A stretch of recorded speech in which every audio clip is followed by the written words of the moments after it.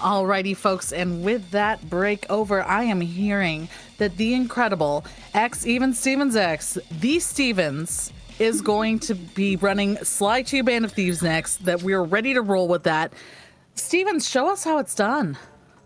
Yeah, we're doing Sly 2 Band of Thieves, Cairo through episode 1. Cairo is super broken, and then since we're doing a new game file, I'll have to do a bunch of coin farming. Here we have Augie. He is commentating for me. Augie, if you want to introduce yourself. Hello, I'm Augie, and I was dragged out of my bed to participate in this glorious event. I'm so glad I was able to participate as well. So I'll get going in 3, 2, 1. And then starting out, we got a little bit of cutscenes in Cairo. Bentley telling Sly what's going on, and Sly being defiant as always.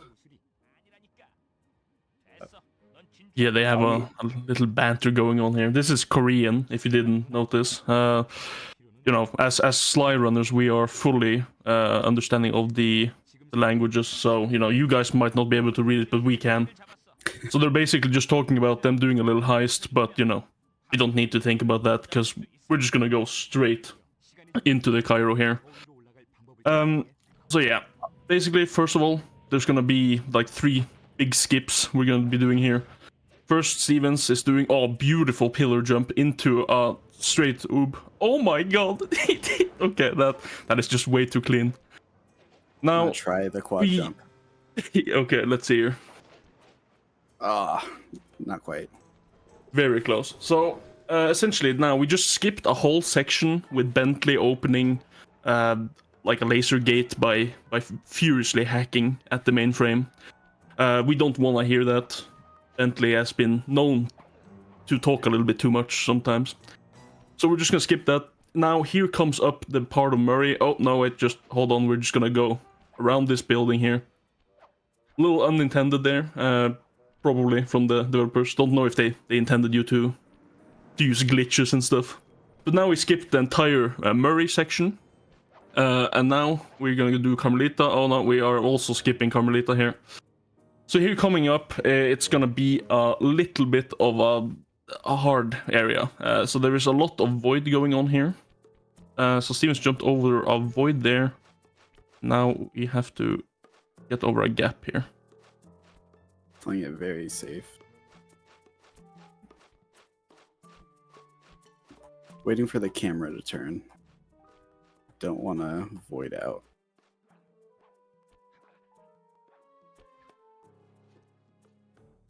That was scary. Very nice.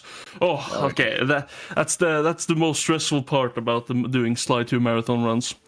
Yeah, so we're through. So now we have a decently long line of just waiting. So the things you've seen right now that Stevens has been doing, he's been doing a trick called glitch high jumping, which is that you abuse the charge animation and pair it with jumps. Because when the charge animation goes through, which is the one where you hold square, the game gives Sly quote-unquote fake ground, so that you were able to get off another jump. So essentially it's just a triple jump, but we stole the name from the Crash Bandicoot community. And then you have those where it looks like he contains momentum when he jumps, like he just did now, which is called a square boost. It's a frame-perfect trick where you hit square and X at the same time. It maintains the momentum of Sly throughout. Now let's see, there's a little bit here. Oh, beautiful. Okay, and that was Cairo. It's so quick. It is so quick. Yeah, typically right there at the end, you're supposed to go down and get into the van. But since we skipped all of those triggers, the van isn't there. So we just have to jump into the loading zone. Which, yeah, and if you miss it, you void out and have to redo all of Cairo. Yeah, and thankfully they added a trigger there. That they didn't tie that directly to the van. That could have been a very interesting. The reason Cairo is so broken compared to the rest of the game is because there, correct me if I'm wrong, Augie, but there's no chain triggers in Cairo. And in the rest of the game, there are chain triggers that stop you from going out of bounds and breaking the game. Yeah, this is that's so many years ago that I've thought about this. I believe that there are chain triggers, but for some reason the end trigger isn't chained, and that's why we can do it. But yeah, it's basically all true that the rest of the game is basically hell for doing anything of sequence skips and anything like that. You have to. It's basically like intended developer route, but very fast. Yeah. So Do you if mind you Yeah, What? go ahead. I was just going to say, I wanted to thank chat very much for making Cairo happen, letting us get to see all that brokenness. Thank you for raising $400 specifically for that incentive. Chat, you made this happen, and you can keep making great things happen by typing in !donate, getting your donations in. Okay, we're coming up to the only inputs we make after Cairo and before episode 1. will have As soon to as have we get here, we're gonna pause, we're gonna save, and that saves half a second because the autosave icon doesn't come up later. Oh, he's so optimal. Oi, oi, oi. Oh, world record pace, perchance. Okay, so the two cutscenes here, basically very TLDR. It explains the story of what happened in Sly 1, which in your perspective of stream hasn't actually happened yet, because we're playing in reverse order. But so basically that was, you saw the entirety of Alice's upcoming run in one little like 40-second sequence there. And here we have our lovely villain. I was thinking if he was the villain like when they showed this, but yeah, they're definitely like he's a little bit of a bad boy. So basically we have Dimitri here. He loves art. He loves art, but he's bad at it. And then of course once you're bad at art and they say that you're bad at art, you start a nightclub and start feeding people spice and make a lot of money on it. So we gotta stop him. That's why Stevens is here. Yeah, even though Knuti broke him out of jail earlier, we are gonna put him back in jail. This story is all over the place at the moment. This is so beautiful. All right. Okay. And now we're getting into Paris. This is the last of the cutscenes. It's just gonna show us where we'll be, and right away we have some pretty cool tech with the controller. Basically, we're gonna unplug the controller at a specific time, and the game will think the controller will shut off, and the game will pause, allowing us to skip a cutscene. We will unplug right now, and then I just go back to the main menu, and then load back in, and that cutscene is skipped. It saves 15 seconds, I think. Yeah, around 15 to 20, like 18, something in those lines. It's at the point kind of where it's been done for so long that there is no option of not doing it. Like we have, I think it's two different methods. You can either kind of do the hard way of doing it, where you go into the PlayStation menu and turn off your controller. That also works. But yeah, it's a I don't know. The strats in episode 1, they have been grinded down to the tiniest knob. There is so little to go on here, unless we find something new. Who knows? But yeah, here, look at that beautiful rat right there. I'm not talking about Bentley. So here, so yeah, here is a water tower. So essentially, this job we are going to be placing bugs, or we're gonna alter the satellites to point to our rooftop, and that way we can then collect information from, I think it's Dimitri's mainframe or something. It doesn't quite make any sense, but you know. Yeah. We're intercepting radio frequencies by directing everything to an antenna on top of the safe house, which is 3 satellites. First 2 right there, and then the third one is conveniently near the next job trigger, which is very tutorial-esque. as is the first episode in the game.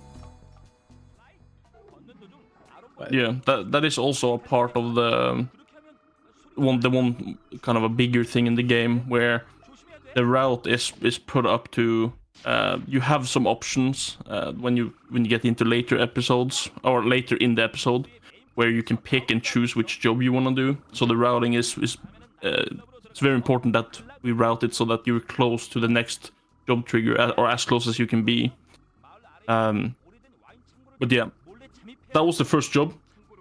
Like Steven said, this is essentially like a tutorial to tell the player how to play the game. This is very different from Sly 1, so they kind of had to have like a full-on tutorial for you to be able to go through it.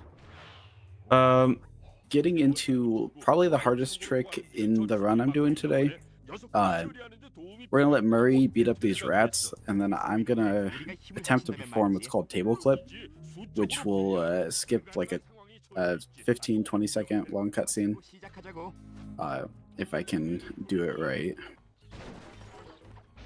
Yeah, so it's a very hard trick to do.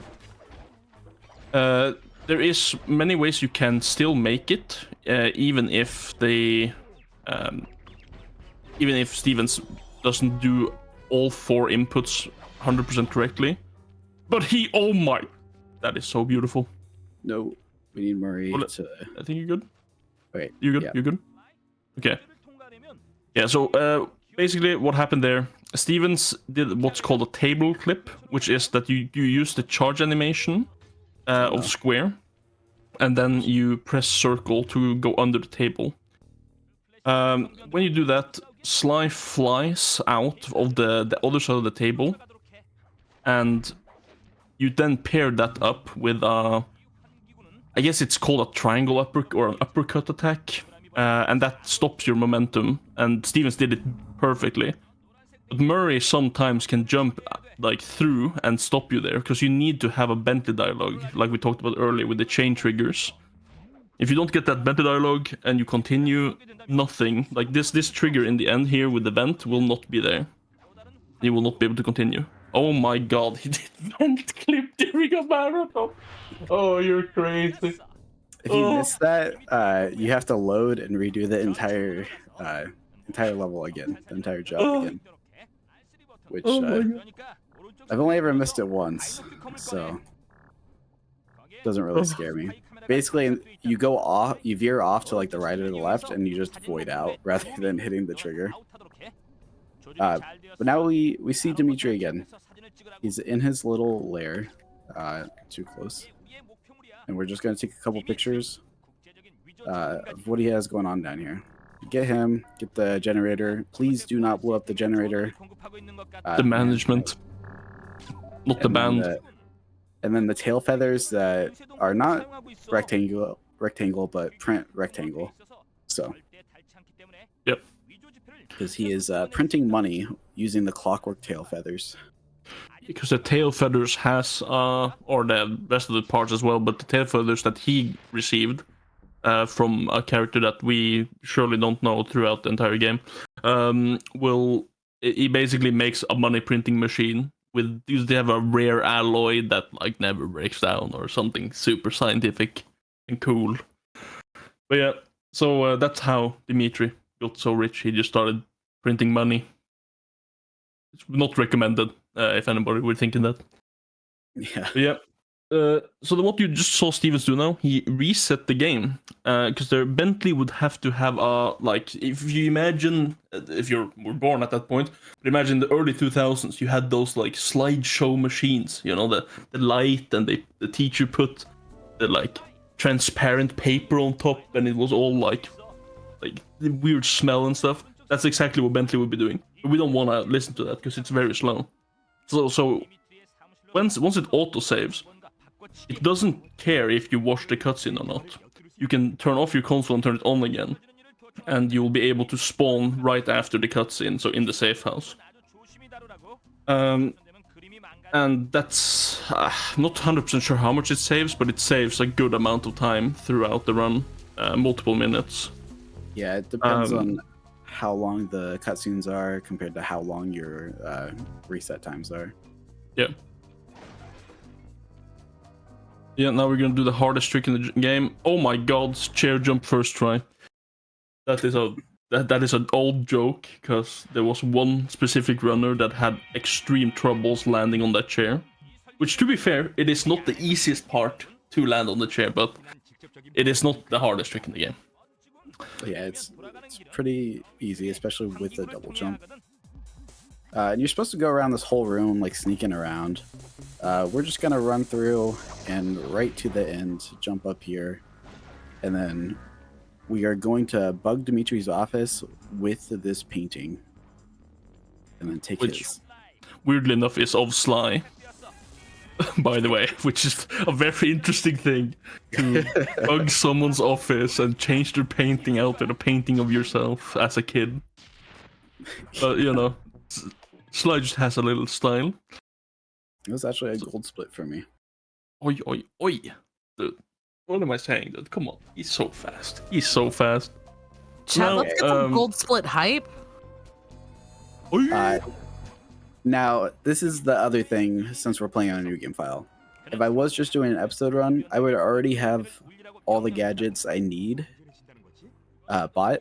But since it's new game, I don't have any of those. So this auto-scroller level, where we follow Dimitri around, actually turns into probably the most difficult job in this episode, because we have a really tight coin farming route that I'm going to have to do. I'm looking for, at minimum, 120 coins, but ideally 150. Yeah. So when Stevens now is going to go around and collect coins from various objects around the place, such as flower pots, benches, and all that drops money, he has to stay within the zone of Dimitri where it doesn't fail him because he gets too far away. But if he gets too close, he also don't want to be heard by Dimitri, because then Dimitri makes a whole ordeal out of him being like, "Oh my god, I heard someone." I'm gonna explain GSMs as well, because that's probably the most difficult part. Yeah, sure. So what Stevens is doing right now, you can see that he's running with a very weird camera angle. If you face the other way and run, so basically you run towards the camera, aka you run blind to somewhere, guards will only spawn in the direction you're looking. So right behind the camera now, where we're sitting and watching this, if Stevens were to run there, there is no guards. All the guards are within the viewable area, or close to the viewable area. So if you ever see Stevens run around the map without basically going blind, it's because he is manipulating the guard spawns, which is GSM, stands for guard spawn manipulation. And it really helps in this job, both because there are some guard spawns that makes coin farming a little bit harder because they will hear you and come running, but also that they can block Dimitri on his path. And this is an a full auto scroller. So there is once you have gotten to once you get to the job trigger, there is nothing you can do to make it faster. The only thing is you can make sure that it doesn't get any slower. Stevens has now set up something that's called a super jump chain. Super jumping is that you trick the game into thinking that you're standing in the starting position while you move into another place. So now the game thinks that Stevens is up on that little balcony that it looked like he randomly just went up on. Now he jumped in the water during the start of this cutscene, which doesn't alert Dimitri, and it also doesn't fail the game, because he's still there once the final trigger gets hit. And now we're up here, we're gonna pick up this treasure, and we're gonna GSM our way back to the safe house. This is one of the harder parts in when learning the game, because you have to learn the layout of the map basically to a T, so that you don't run into walls or do some weird things. Yep. All out here to save money for the gadgets. There's 2 gadgets we need to get through the job, or we don't need to get them through the job, but they do save a good amount of time, so it is nice to have. Now we are Murray. This Murray Legion has arrived. Welcome. I was really happy with how the follow Dimitri went. A little low on coins, but that went perfect. And the ending's actually really cool because there is a audio cue for when you need to start your super jump chain to time it correctly. I just think that's really cool how we just use audio cues to tell us when Dimitri's getting close to the door. Yeah. And it's one of those things where like you don't even think about it once you have ran it a little bit. You just hear kind of when it goes oh, and then you're like, oh, here we go. Now it's time. Let's move. But yeah. So you know, we're honorable thieves here. That's why we're gonna go and destroy this water pump. So yeah, Stevens just went straight past that guard. He also did some shenanigans where he hit the trigger for, or the box, the electricity box for the laser fence through the laser, which, you know, I don't think it's intended, you know. But now we destroyed this water pump. Basically, this will reroute all the water in the city to. No wait, is it? It's away from. I don't remember the lore. It's no, you route it so that it gets into the water tower, and then, you know, we might do something with the water tower later, but who knows. Now, another reset. Essentially, after X amount of jobs, there will be yet the slideshow I talked about a little bit earlier, and then we will reset. So there will be let me see, 1, 2, 3, 4, 3 resets in total here, I believe. Yeah. Yes, I have ran this game before, trust me. If the host has anything to say, this would be a pretty good time. I just wanted to point out, we are only 5 total donations. Dollar value doesn't matter. Away from getting 300 total individual donations in. And I think that's really amazing because this is a mutual aid event and it's about us coming together as a community and all of us coming to support Alice in her gender affirming surgery. So seeing that number of donations go up just really fills my heart with joy. And the minimum donation amount is $1. And $1 does make a huge difference because every single one of those dollars does add up. We are also only $90 away from making Alice fight Ruby blindfolded. So I would love to see that happen. Let's make that happen, chat. That's actually really amazing. I've just been like absolutely shocked at how much money has been raised in this marathon for Alice. It just like, it's very heartwarming. Okay. It's really beautiful seeing everyone come together and, you know, seeing almost 300 total donations. You know, even small donations make a huge difference. Seeing that number of donations go up, not even the dollar amount. While the dollar amount is huge, it's just all of these people coming together. Fills me with warm fuzzies. No. Oh, the rat doesn't like it. The rat doesn't like that. You took all the briefcases. Yeah. So, actually, go ahead. So this is just silence the alarms. We have to then go around and silence the alarms. So when we go around and silence the alarms, Stevens has to pick up different items and to break the alarm so that we can silence the alarms. Now he is going to go and silence the last alarm. Actually using what you're supposed to use for all of them. You're supposed to use the newspapers to break them, but there's just faster objects you can grab. And right there we are gonna load because it is quicker to load rather than run back to the hideout. And we got static. Oh, beautiful. So static essentially is just that the game fails to load the audio. And you might think like, oh, that's like nothing. But like every time you load, you have a chance of getting something called a sound block, which is where you just lose audio and then you have to reset the game. And if you're in a job, you have to restart that job because you cannot continue and finish the game. You can't even just reset the game. You have to reset your console because it actually crashes your console. Yeah. And static is just a friendly reminder that that thing exists. You can, if you want to look at it as a step-by-step thing, if the game loads the audio and it fails 50%, you get static. If it fails 100%, you sound block. So we were basically like, let's say like 50% away from losing a lot of time. So yeah, just like a friendly reminder that that can happen.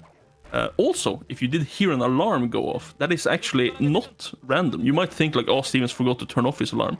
No, Steven is so optimal that he planned to have the alarm go off when he had to buy the gadget. So, you know, if you have any thought about us being unprofessional, what are you thinking? This is planned to the T right here. It's so beautiful. Yeah. So here we have Constable Nila. Yeah, we're supposed to be following her around, but we know where to go. So this is just another auto-scroller where we are going to collect as many coins as we can. While staying in her range so she does not stand still and get impatient and fail the job. There is some small things you can do here to make her go faster. When she goes over ropes, I believe it is, if you speed up close to her, she will like speed up a lot. But in a lot of cases, you'll have to not do that, just so that you can get some extra coins. It doesn't save that much time. It's more for the community gold type deal, since it's an auto-scroller. But the coins here are pretty nice, so that you can buy, you know, all the goodies from the thief net, as it's called. I should have just enough coins to buy the second gadget I need. So we should be fine. And hopefully when we go into this next loading zone, we will get rid of that static. Usually it gets rid of it. You don't usually get static multiple times in a row. And here is going to be the first time we use the smoke bomb, which is the gadget that we bought when we were at the hideout. We are going to do a buffer here by holding the PS3 menu. And it's going to allow us not to enter into this cutscene right away. And I'm going to lure this guard over with the smoke bomb. Another one so he gets a little closer. I'm going to knock him down and run into the cutscene so it thinks I've watched it. As long as you've entered the cutscene, that's all that matters. And then here's another strat to lure the guard over so we don't have to run all the way to him. Yeah, so that's strat Stevens did in the beginning. It's essentially the bread and butter of the slide 2 to 4 gaming, or at least slide 2 and 3, where you enter either a cutscene or something similar, and then you fail or die or basically just game fail. That way, you will then have kind of a reset button appear mid event. Oh, beautiful. So yeah. No. Oh. Yeah. So this part here can be a little bit troublesome. We call it getting super sneaky thief moved, is when you press an input a little bit too early and the game puts you on the nearest object you can land on, which is what just happened to Stevens. But yeah, this is theater pickpocketing. You essentially have to pickpocket keys to slow down vents fans to be able to get on top of the I guess it's a insanely huge chandelier. And the chandelier, No. It's a very interesting one, because you want to basically get the chandelier that has guns attached to it to shoot away some electricity boxes. But the pickpocketing part is the worst part of this. That backup I attempted there, where I went up top, I did not even know that was a thing. I just tried it. Or to land on the lights? Yeah, I didn't know you could get up there from there. What? Okay, this is crazy. Steven's just finding backups non-stop here. Beautiful. And now we're gonna shoot the alarms and the spotlights for some reason. I've not played this game in English in a really long time. Yeah, it's like a if you know situation, because like I don't know, I don't think the last time I played this in English was like COVID times, like 2020 or something. It's been a while. But now we're going to buy the last gadget. This is Trigger Bomb. Essentially, it is a bomb that you can throw and then you can detonate it whenever you want. Or if you get far enough away from it, it will auto explode. Which is a really nice feature. Oh, that was a smooth one. So basically, what Stevens is doing when he opens the select menu is just putting it onto one of the optional keys that you can use it. Welcome to the nightclub. The sickest music in the Sly universe. Now, very nice. That is some of my favorite movement in this episode, and I mess it up all the time. The second bomb I throw here, after I sleep the guard, I am swinging mid hit, so the bomb will roll, and you can actually roll it all the way there, so you don't have to throw another bomb. And here's where the proximity comes in.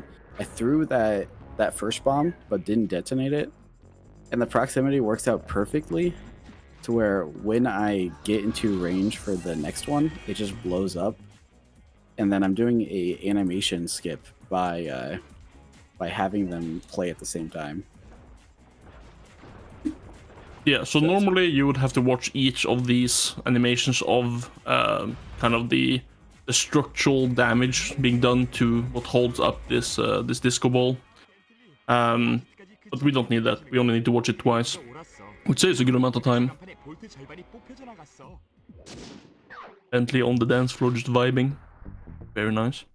I really like messing around in that level and going to the different like instruments in there and just putting Bentley behind them so it looks like he's playing the instrument. You can put him behind the DJ stand and you can put him on the drum set. Looks really good. All right, final reset. We're getting into the operation. It's called Operation Thunderbeak. You will find out why it's called Operation Thunderbeak here shortly. So this essentially this game is set up as in you do the preparation for you do like the recon, then you do the preparation for the heist, then you do the heist.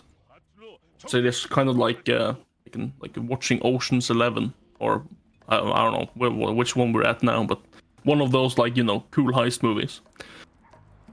So now we're headed to the water tower that we redirected all the water to earlier. Hopefully Murray will do his job and not come up here. Such a gentleman today. Every once in a while he'll jump up with you and it actually just loses you time because you have to jump back down so he goes into position to throw you up. But we jump up there, blow it up, and then run in there. Right. Yep. So this is there's a lot of parts to this operation that we have to do. Now here comes Le Mécanique. So Sly will have to get the keys from Le Mécanique to get to the a tow truck. So we're gonna be in a tow truck soon. First we have to get the key.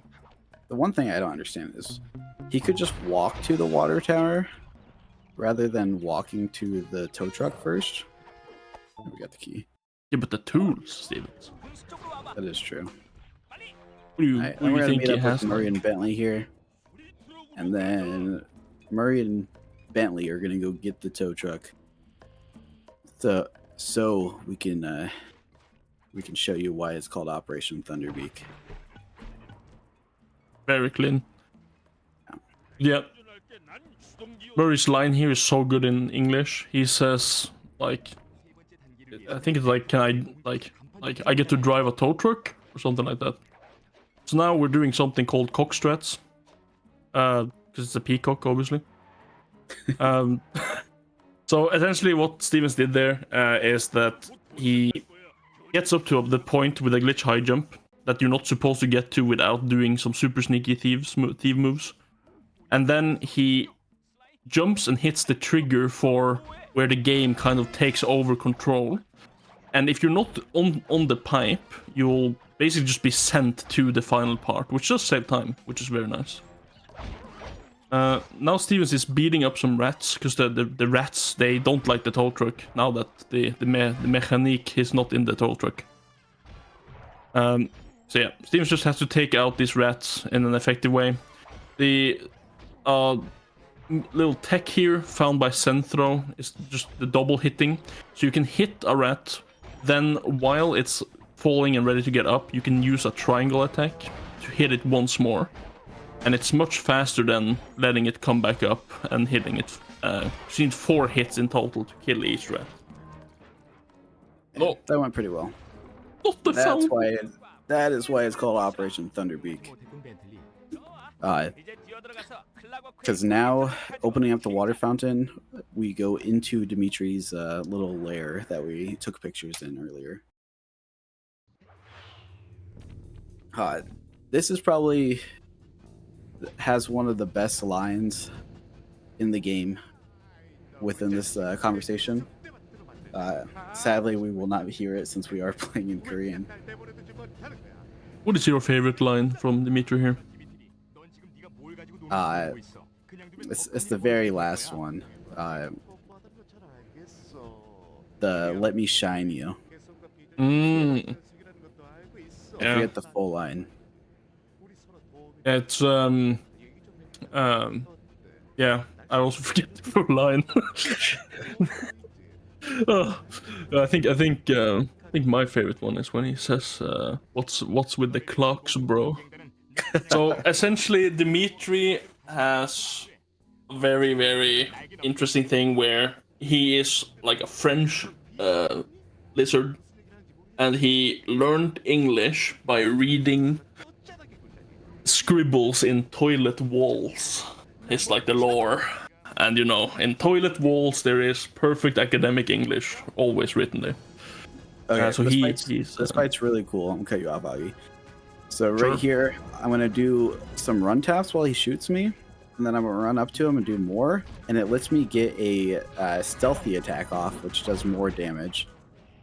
We're gonna be using that mechanic to try and beat Dimitri a lot quicker. Then it's also gonna be Really unlucky there. Dimitri's range of attack when he comes back up is insanely weird. But now, you know, no problem. Try it again. 100%. Dude, we get to see this now. That was just a practice run. Now we're warmed up. I was gonna show the full Dimitri fight in all its glory. Gets the first attack off. Has to dodge these attacks so that, you know, basically, dodging them isn't that important until this last one. Because if you use smoke bomb, you always get the state where you can just insta attack him. So Stevens is just abusing smoke bomb here to be able to hit him over and over again.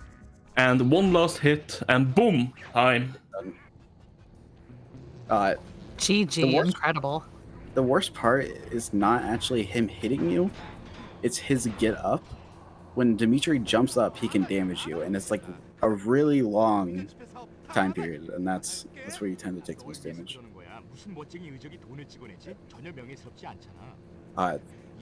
Very happy with that run.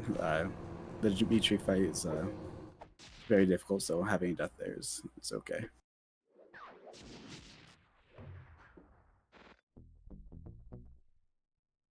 Chad, let's get some hype for some of this amazing skill that Stevens showed us. This was mind-blowing, the tech. Stevens, where can the people find you? I tend to stream once or twice a week, twitch.tv/XevenstevensX. I'm always playing Sly 1 or one of the Sly games. You can always find me there.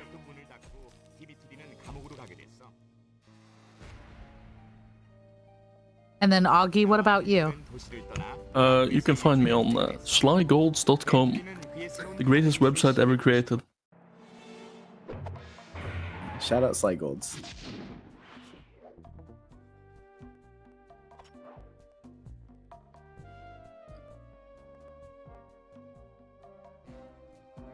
Absolutely incredible. Thank you so much for that.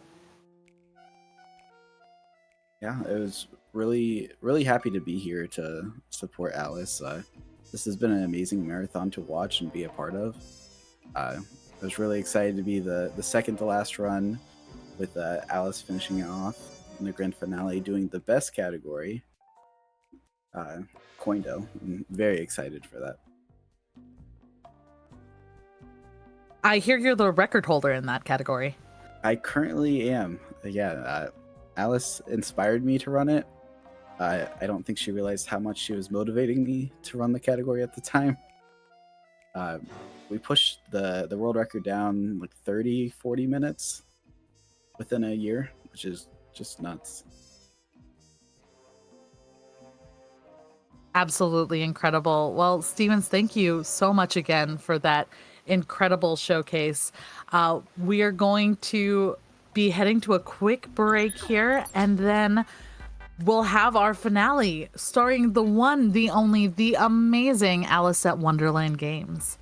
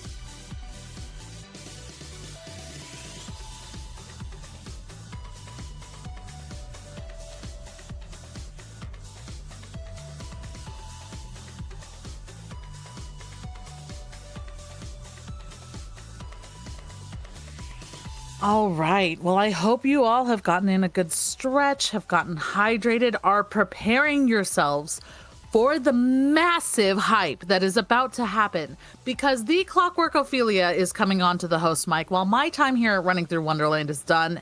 And it has been such an honor to be here with all of you. The vibes have been so immaculate, as I said earlier. Clockwork Ophelia is going to be hosting this finale run of the amazing Alice at Wonderland Games, doing Sly Cooper and the Thieves Raccoonus. I cannot wait to watch this run. Ophelia, take it away, my friend.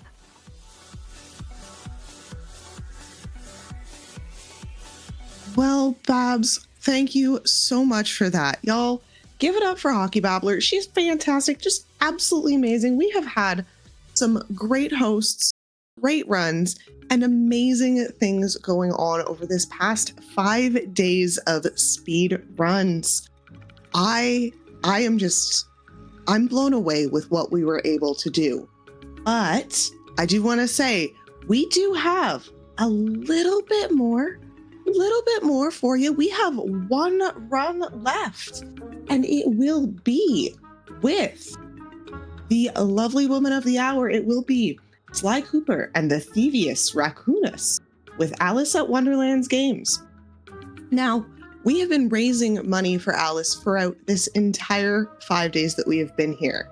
And I want to tell y'all a little bit more about that. So we are right here raising money to help with costs of Alice's gender-affirming surgery in February 2025. The costs of surgery can be very high when you factor in things like hospital stay, travel, life accommodations one needs while healing from a big procedure. We have raised so much so far, surpassed our goals, and are so immensely grateful. So if you would like to help Alice out further, please type !donate in chat.